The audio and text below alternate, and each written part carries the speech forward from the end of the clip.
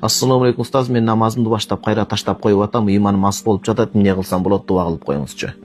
Iyyaке na'budu ve iyyake nestaîn Fatiha сүрөсүн көп окуп, өзгө ушул дуаны көбүрөөк айтыңыз. Аллахым туура жолдон адаштырба деп. Анан Мухтасар ат-Таргиб ва Тархибте Ибн Хаджар Асқалани рахимахулла Ибн Мунзир деген алымдын 4 томдук китебин 2 томду 1 томдук кылып кыскартып берген.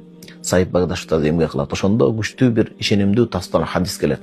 Хадис кутси жөнөкөй эмес, Алла Тааланын сөзү. Пайгамбарыбыз саллаллаху жеткирип айтып атат.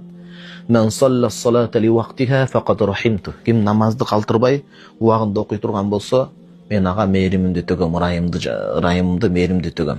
Ал менин кепилдигимде болот.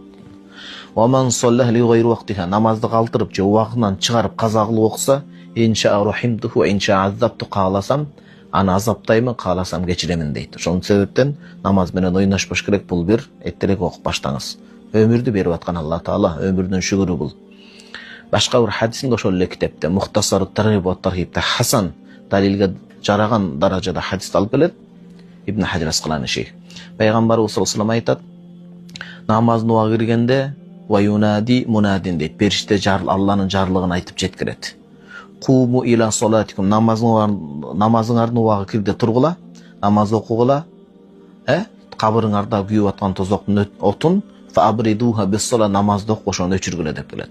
Баягы намазды окубаган адам кабырында кыйналып баштайт, акыретте да кыйынчылык кылат. Эми биз эч кимди коркутпайбыз, үмүт беребиз. Иншалла Аллах Тааладан үмүт кылып намазды калтырбаңыз. Намазда кандай бактылык бар бир тууган.